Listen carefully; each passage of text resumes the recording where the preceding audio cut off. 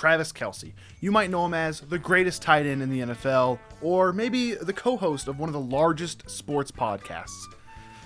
Maybe you know him as Taylor Swift's boy. I'm Carter, and as a Chiefs fan, I know Travis Kelce as the greatest tight end of all time. However you know Travis Kelce, it is impossible to ignore the fact that he has quickly branched out of the football world and become a mainstream celebrity. He's hosted SNL, he's filmed an ad for just about every company you can think of. He's hosting Are You Smarter Than a Celebrity on Amazon Prime. And of course, he's dating Taylor Swift. But it's not like he's always been locked into the football world. You see, back in the historical distant time of 2016, Travis Kelce had a reality TV dating show called Catching Kelce. One girl from every state, all competing for the heart of football star Travis Kelce. Catching Kelce was basically just The Bachelor, but they bought a Counter-Strike case and pulled a football skin with a battle-scarred rating. For those of you who aren't addicted to CS cases, what I mean by that is the show's only kind of football themed. The biggest connection is obviously Travis, but sometimes they just have something else that's kind of football related. Like when it's time to go to elimination, they call that the 2-minute warning.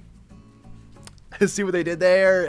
It's a good one. This style of dating show can be a little aggressive. You have a large group of people all competing for one person, and it creates so much drama. 50 people is way too many, and that is why in the first 20 minutes of the first episode, they eliminate 30 people. They do this completely based on first impressions. One by one, they all walk out to Travis standing on the middle of the field, and they get 60 seconds to explain who they are, sell themselves, pitch who they are as a person. I feel like we would be just like knock 'em dead team.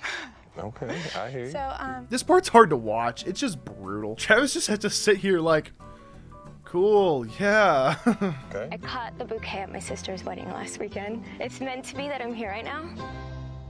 I hear you. Yeah, no, totally. You're like really cool. I totally like you.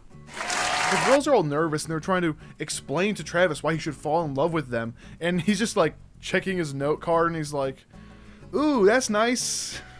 Can you imagine being Travis in this situation? You just have to stand there out in the middle of the field while one by one women are trying to convince you to fall in love with them. This sounds horrible. That's the thing about shows like The Bachelor. 1 versus 50 is not a good, it's not a good structure to build a strong connection. What do you mean? But they're supposed to fall in love! It is built to create problems, and that is exactly what it does. There's a few times throughout the show where they're just kind of hanging out. In the first episode, they go to this rooftop party to celebrate Travis's new contract. The thought process is, okay, who's good in a more like hangout environment? Let's see if our personalities mix. Are we good at spending time together? But what it turns into is the remaining 20 contestants all fighting for attention. hey guys. Hello. You want to sit down? Come on in. You have Travis sitting on the couch and then 3 different people all laying around him trying to be as close as possible. They got to make sure they get enough Travis time. You don't understand. All the girls just have to get to know Travis, but he has to know everybody. He has to learn about everyone. And that ends up creating some awkward situations. So do you remember where I'm from? You are from... Okay, but why did she ask that? Like, come on. Why would he know that? You guys literally just met last night. Do you remember me? Hey, me? Florida. I'm the one who caught the bouquet at my sister's wedding? Don't you remember me? You know, as a real Travis Kelce fan, I just don't think these girls are right for him. He doesn't need someone begging for his attention. You know, he needs a strong, independent woman, like a global superstar. You know what I mean? There's so much drama between the contestants, and it all starts at this party. None of the girls feel like they got enough time with Travis. Of course, they were all competing and fighting for his attention, but they still kind of gave him some space so they weren't, too forward, which is weird because it's a dating show. That is, everyone except for Minnesota. Minnesota always found a way to pop up in whatever situation Travis was in, just kind of appear. It's like I'm at Dave and Buster's and it's like a whack-a-mole. It's just like... Sometimes in a reality TV show, someone will pop up and you'll think, you know what? I don't think they're there for the right reasons. Maybe they're a production plant to cause drama, or maybe they just want to be on TV.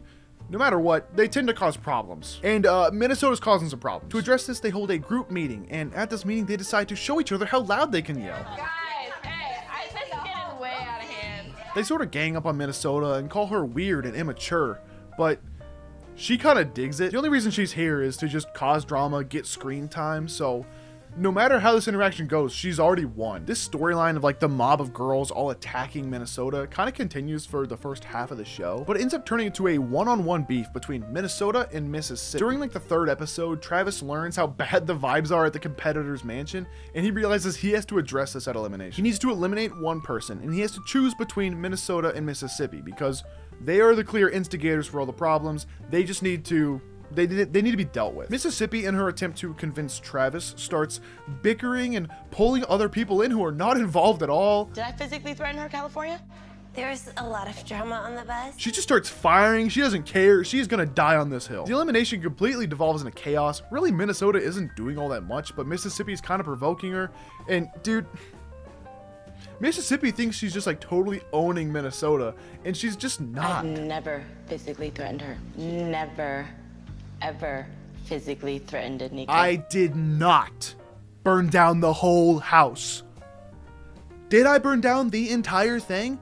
No, I didn't burn the whole thing down. Instead of picking between the two, Travis just decides, you know what? I'm not dealing with this.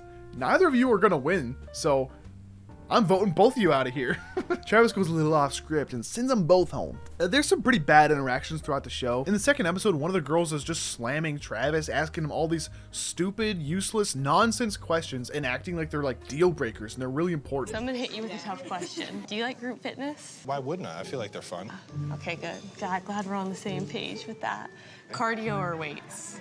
Man, he's not even making eye contact. Bro, take a hint. Back at the party from the first episode, one of the girls gets some alone time with Travis, and she decides to use that by promoting her brand. She has a clothing line, she has a makeup brand, and she does all these things on social media also. Okay, well, shut up. You're doing an ad read. She is not here for the right reasons. Can you believe it? You see this a lot in reality shows. It's either an actor trying to get their foot in the door to this whole entertainment world, or it's just like, it's someone trying to promote a product. Honestly, most of this show is kind of awkward. One of the girls that Travis really isn't all that into will start like talking to him and trying to spend time with him, and he's just like, yeah. He just does not reciprocate the same excitement. I want to kiss you. Is that weird? It's not weird. Oh my god, wouldn't it be so crazy if we kissed? Oh my god, it'd be so weird. What if you and I were to make out? Oh my god. Oh my god, that'd be so funny. Earlier I said the show doesn't really have a strong football theme, but in the third episode they play football. You have Team Travis and Team Jason, Travis's brother. Don't get me wrong, I like Jason Kelce, but if I was on the Travis Kelce dating show and I got put in Jason's team, I would be disappointed. Like, imagine you're trying to spend quality time with Travis and you get shipped off to someone else. Their game goes just about as well as you would expect. It's just a cluster of girls bumping into each other and falling over. Actually, one of them doesn't even bump into anybody. She just falls over completely on her own.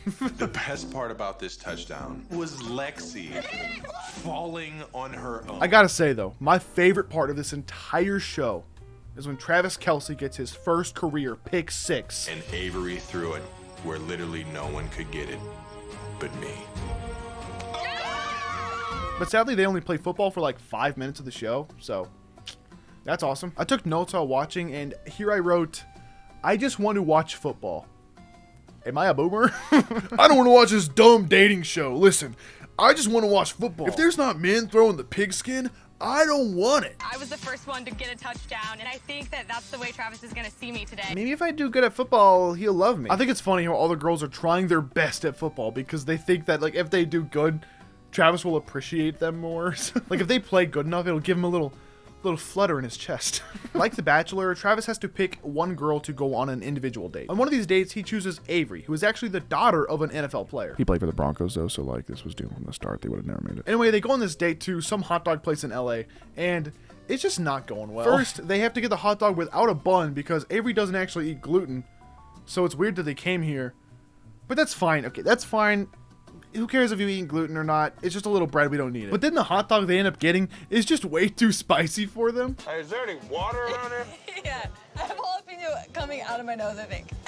Eating spicy food doesn't sound like the ideal thing to do when you're trying to have like a little romantic date. They're both just like... And then you know what? They just don't really connect. Every time Travis asks a question, she just deflects it and is like, well, what about you? Where do you think you get your sense of humor from? Where do you get yours from? Listen, I'm not an expert on conversation, but I feel like deflecting everything someone says is probably the best way to end a conversation. Avery somehow finds a way to make it to the final 3. I know I'm kind of jumping ahead a little bit, but like, don't worry about it. But since she never really opens up to Travis, he ends up just, you know, telling her to leave. He's like, sorry, bro. Listen, it was good, but I'm gonna have to ask you to leave. It wasn't even like at an elimination. He called her down and he was like, listen, I don't want to, you know, wait till the elimination. I don't want to like have you sitting around. I'm gonna eliminate you. Which part of it seems like, okay, kind of good. It's also kind of shitty. At least let them think they got a chance. I don't know. Is it better or worse? I don't know. Let me know in the comments below. The show kind of gets boring for the next few episodes. The only note I took was the girls are getting more jealous of each other. Yeah. I'm just going to jump all the way to the final 2 because like nothing happens in that little mid period. The final 2 comes down to Maya and Veronica, 2 people who I haven't talked about. Veronica and Travis throughout the entire show have had a strong connection. I mean, like they feel like they could work as a couple. And Maya also has a good connection, I guess. Kinda, maybe, I don't know. The editing of a reality show can sometimes give away who's gonna win. When they're editing a show like this, they're trying to tell a story. So if there's one character that pops out as like a hero or a villain, the villain's probably going to lose, the hero's probably going to win. Fans of Survivor have created this elaborate system to consistently and accurately predict the winner based on the first episode of a season. I only bring this up because Veronica, the entire show, has been one of the clear front runners. She's had chemistry with Travis since the beginning, and Maya is kind of the villain. After Mississippi and Minnesota left, Maya stepped up as the new bad girl. Maya became the new instigator for drama. It really did just become everybody versus Maya. So of course I had absolutely no surprise when the final elimination went like this. I love your confidence, but at times it does get overconfident. I have been attracted to women like that my entire life. I came onto this show because I needed that change in my life. And Veronica is that change. Easy dub for Veronica. Let's just go ahead and wrap this up. Oh, wait, what was that? But I gotta go with my heart. Maya. When that happened, I literally just closed the show. I was like, you know what? I don't care. I don't want to see the end of it. I don't want to watch to the credits. I don't care anymore. There is no way Maya wins. Veronica wins. Wait, what the fuck? Never mind, bro. He opted to choose the possibly more risky relationship that, you know, he's had a gut feeling he wanted to go for that one. Which, honestly, you know what? Good for him. He didn't choose the one that he had chemistry with. He chose the one that he said, I've dated a lot of women like you. They've all ended badly. I'm gonna give you a shot though. Some sources say they dated for 8 months, some say 3 months, some say less than 1 month. I don't really know what to believe. All I know is the relationship did not last very long. No! They were supposed to fall in love! Well, the dating show didn't work out, but at least Travis doesn't have to deal with a relationship that has the public attention of a TV show. At least he doesn't have to deal with that. I needed a way to talk about the Chiefs, and I guess this kind of counts, but sometime I'm going to find a way to make a football video. I swear, I'm going to try my best. If you guys like reality TV shows, check out this video. It's a Santa competition, which is actually really cool. I know it's June, if you're watching this when it comes out, and it's not the holiday season, but it's never too early to be festive. I love this show. It's great. It's awesome. I watched it. You could watch it too. Well, actually, you could watch me talk about it. Arguably better than watching this show.